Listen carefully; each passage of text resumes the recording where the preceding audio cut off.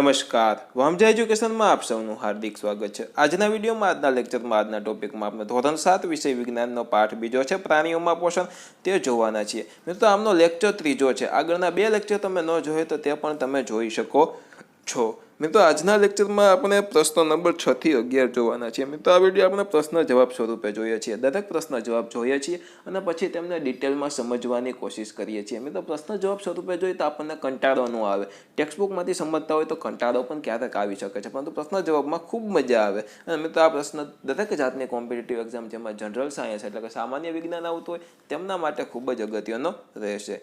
મિત્રો ચાલુ કરતા પહેલા જો તમે આ ચેનલને સબસ્ક્રાઇબ ન કરો સબસ્ક્રાઇબ કરીને બેલ આઇકન દબાવી દેજો, વિડીયોને લાઇક કરજો તથા તો શેર પણ કરી શકો છો। ચાલો ચાલુ કરીએ। મિત્રો આપણે પહોંચ્યા હતા પ્રશ્ન નંબર 6, વૈજ્ઞાનિક કારણ આપીને સમજાવો। વૈજ્ઞાનિક કારણ આપવાનું છે, સમજાવવાનું છે। ચાલો જોઈએ। ખોરાકને ખૂબ ચાવીને ખાવો જોઈએ આપણો પ્રશ્ન છે। પહેલાં મારી ભાષામાં સમજાવું। મિત્રો એકદમ સહેલો પ્રશ્ન છે। ખોરાકને આપણે ચાવીએ એટલે ખોરાકનો એક તો ઝીણો ભૂકો થાય, જેટલો વધારે ચાવો એટલો ઝીણો ખોરાકનો ભૂકો થાય।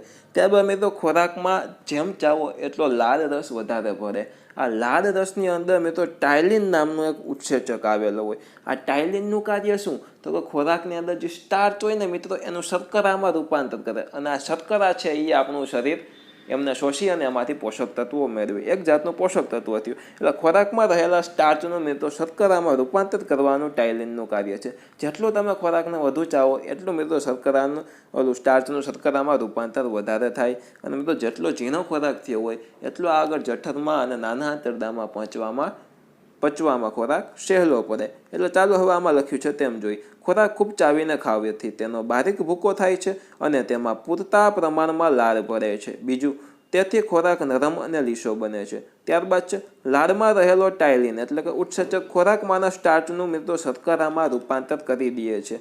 વળી ખૂબ ચાવેલો ખોરાક જઠરમાં અને નાના આંતરડામાં જલ્દીથી પચે છે। આમ ખોરાકનું પાચન સરળતાથી થાય છે। તે માટે ખોરાક ખૂબ ચાવીને આપણે ખાવો જોઈએ। ત્યારબાદ હવે નાનું આંતરડું અને મોટા આંતરડાનો તફાવત જોઈએ।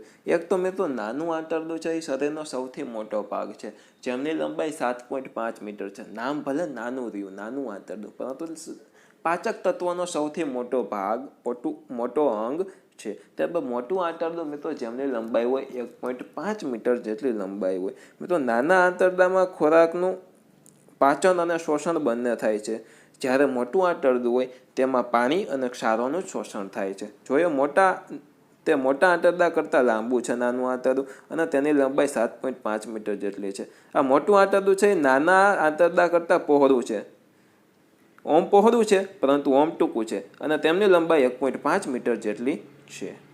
ત્યારબાદ જોઈએ નાનું આંતરડું, તે ખોરાકનું પાચન અને શોષણ બંને થાય છે તેમાં, અને મોટા આંતરડામાં તેમાં ફક્ત પાણી અને ક્ષારનું શોષણ થાય છે। હવે આપણે ખરા ખોટા જોઈએ। જીભ ખોરાકમાં લાળ રસ ભેળવે છે, તો કે સાચું છે। આગળના વિડીયોમાં આપણે શીખી ગયા। જીભના પાછળના ભાગે ગળ્યો સ્વાદ પરખાય છે, તો મિત્રો આ વસ્તુ ખોટી છે। સ્ટાર્ચનું પાચન જઠરમાં થાય છે, તો કે મિત્રો સાચું છે। આગળ જોઈએ।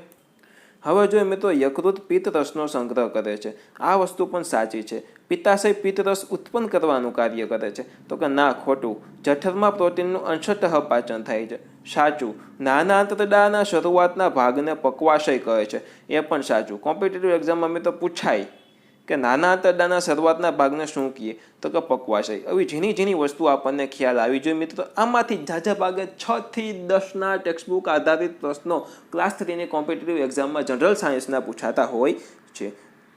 ત્યારબાદ જોઈએ નાનું આંતરડું મોટા આંતરડા કરતાં લંબાઈમાં નાનું છે, તો કે ના મિત્રો, લંબાઈમાં નાનું આંતરડું મોટા આંતરડા કરતાં લંબાઈમાં મોટું છે, એટલે આવે ખોટું। કેટલું મોટું? તો કે આ 7.5 મીટર હોય છે, જ્યારે મોટું આંતરડું છે 1.5 મીટર હોય છે। હવે જોઈએ મોટા આંતરડામાં ખોરાકનું પાચન થતું નથી, તો કે સાચું। મોટા આંતરડામાં વધેલું પાણી અને ક્ષારો જે છેલ્લે વધ્યા હોય એનું શોષણ જ ખાલી થાય છે, ખોરાકનું પાચન થતું નથી। હવે જોઈએ ખાલી જગ્યા પૂરો। ખાલી જગ્યા, ખાલી જગ્યા, ખાલી જગ્યા, ખાલી જગ્યા અને ખાલી જગ્યા મનુષ્યના પાચન માટેના મુખ્ય તબક્કા છે, તો કે મિત્રો અંતઃગ્રહણ એટલે ખોરાકને આપણે અંદર લઈએ તે પાચન થાય, એમાંથી શોષણ થાય, સર્વાંગીકરણ થાય અને મરડચવું। આ ખોરાક આ આપણા પાચનના મુખ્ય મિત્રો તબક્કા છે. ત્યારબાદ લાળ રસ સ્ટાર્ચનું અંશતઃ પાચન કરીને ખાલી જગ્યામાં રૂપાંતર કરે. મેં આગળ કીધું હતું તેમ શર્કરામાં રૂપાંતર કરે. ક્યાં કીધું હતું? તો કે મિત્રો મેં ઓલું પહેલો જ પ્રશ્ન હતો આપણો હમણાં આ વિડીયોનો કે ખોરાકને ખૂબ વધારે ચાહવો જોઈએ, શું કામ તેમાં. ત્યારબાદ ત્રીજો પ્રશ્ન, કડવો સ્વાદ જીભના ખાલી જગ્યા ભાગ ઉપર આવેલો હોય પાછળ. આપણે ખરા ખોટામાં જોયું હતું કે ગળ્યો સ્વાદ જીભના પાછળના ભાગમાં આવેલો હોય, ખોટું કીધું હતું. તો પાછળના ભાગમાં કયો આવેલો હોય? કડવો આવેલો હોય છે. પિત્ત રસનો સંગ્રહ ખાલી જગ્યામાં થાય છે. તો કે પિત્તાશયમાં થાય છે.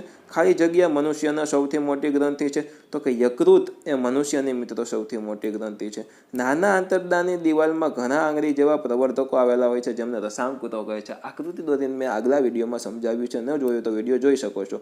નાના આંતરડાની અંદરની દિવાલમાં ખાલી જગ્યા નામનો પાચક રસ ઉત્પન્ન થાય છે. તો કે આંતરરસ નામનો પાચક રસ ઉત્પન્ન થાય. ત્યારબાદ કાર્બોદિતનું પાચન થાય તેનું સરળ પદાર્થમાં ખાલી જગ્યામાં રૂપાંતર થાય. તો કે મિત્રો કાર્બોદિતનું પાચન થાય તેમનું સરળ પદાર્થમાં ગ્લુકોઝમાં રૂપાંતર થાય. આગલા વિડીયોમાં આપણે પ્રશ્ન ભણ્યા હતા કે ગ્લુકોઝને પચવામાં વાર લાગતી નથી. ગ્લુકોઝમાંથી ડાયરેક્ટ શક્તિ મળે છે, શું કામ? તેમાં મેં ડિટેલમાં સમજાવ્યું હતું. ન જોયું તો જરૂરથી જોઈ લેજો મિત્રો. ત્યારબાદ ખાલી જગ્યાનું પાચન થઈ અને તેમનું એમિનો એસિડમાં રૂપાંતર થાય. તો કે પ્રોટીનનું પાચન થઈને એમિનો એસિડમાં રૂપાંતર થાય. પિત્ત રસ ખાલી જગ્યાના પાચનમાં અગત્યનો ભાગ ભજવે છે. તો કે ચરબીના પાચનમાં. ત્યારબાદ વાગોળના પ્રાણીઓ ઘાસ ખૂબ ઝડપથી ખાય અને ગળી જાય છે. તે ખોરાક ખાલી જગ્યામાં સંગ્રહ પામે છે. તો કે આમાશયમાં સંગ્રહ પામે છે. ત્યારબાદ અમીબામાં ખોરાકનું પાચન ખાલી જગ્યામાં થાય છે. તો કે અન્નધાનીમાં થાય છે. મિત્રો આગલા વિડીયોમાં હું ભૂલથી મોળાશય બોલ્યો હતો, પરંતુ આમાશયમાં તેમનું સંગ્રહ થાય છે, જેમનો નોંધ લેવી. હવે જોઈ જોડકા જોડો. જઠરની સામે આવે ડી, એટલે કે પ્રોટીનનું જઠરમાં મિત્રો અંશતઃ પાચન થઈ જાય. ત્યારબાદ યકૃતમાં એ આવે. શરીરની સૌથી મોટી ગ્રંથિ છે યકૃત. નાનું આંતરડું ઈ, એમાં પાચન પૂર્ણ થઈ જાય. ત્યારબાદ મોટા આંતરડામાં ખોરાક જાય. મોટા આંતરડામાં આવે બી, તો કે અપાચિત ખોરાકનો મોટા આંતરડામાં સંગ્રહ થાય. એમાં રહેલું પાણી અને ક્ષારોનું શોષણ કરે છે. આગળ જોઈએ હવે આપણે મિત્રો. હવે આ બીજા જોડકા છે. લાળ રસ, એમની સામે આવે બી, એટલે કે મુખ ગુહામાં લાળ રસ ભરે છે. ત્યારબાદ આવે પિત્ત રસ, એમની સામે આવે ઈ, એટલે કે યકૃત. હાઇડ્રોક્લોરિક એસિડ, એમની સામે આવે એ, જઠર. આંતરરસ, એમની સામે આવે સી, એટલે કે નાનું આંતરડું. એની અંદર આંતરરસ ભરે છે. ત્યારબાદ મિત્રો આપણો મોટો પ્રશ્ન છે. નીચેના પ્રશ્નોના મુદ્દાસર ઉત્તર લખો. એક જ મોટો પ્રશ્ન છે, આપણે એકદમ વ્યવસ્થિત સમજવાનો છે, જોવાનો છે, પાકો કરવાનો છે, શીખવાનો છે. નાના આંતરડામાં થતી પાચન ક્રિયા સમજાવો. ડિટેલમાં આમાં મિત્રો નાના આંતરડામાં થતી પાચન ક્રિયા આવશે. જો આપણે એક એક વાક્ય જોતા જઈએ અને શીખતા જઈએ. જઠરમાંથી ખોરાક નાના આંતરડામાં આવે છે. મિત્રો જઠર, પહેલાં ખોરાક આપણે મુખ ગુહામાં એટલે કે મોઢાની અંદર નાખીએ. એમાંથી મિત્રો અન્નનળીમાં જાય. ત્યાંથી જઠરમાં જઈને જઠરમાં ખોરાક વલોવાય અને ત્યાંથી મિત્રો નાના આંતરડામાં આવે. એમ લખ્યું છે જઠરમાંથી ખોરાક નાના આંતરડામાં આવે છે. અહીં પક્વાશયમાં ખોરાક સાથે યકૃતના અને સ્વાદુપિંડના સ્ત્રાવો અનુક્રમે પિત્તરસ અને સ્વાદુરસ ભરે છે. અનુક્રમે એટલે કે મિત્રો ક્રમબદ્ધ. યકૃતમાંથી પિત્તરસ, સ્વાદુપિંડમાંથી મિત્રો સ્વાદુરસ ભરે છે. આ બંને સ્ત્રાવો છે એમની અંદર ત્યાં ભરે છે.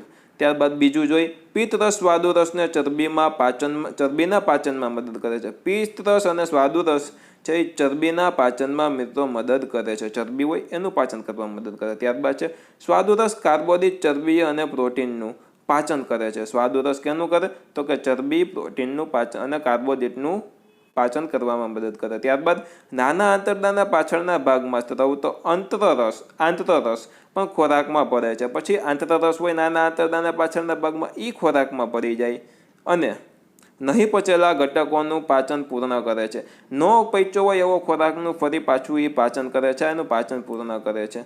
આમ નાના આંતરડામાં ખોરાક લાંબો સમય રહી અને ત્રણેય ઉત્સેચકોની અસરથી ખોરાકનું પાચન પૂર્ણ થાય છે. પચેલા ખોરાકના પોષણ દ્રવ્યો નાના આંતરડામાં આવેલા આંગળી જેવા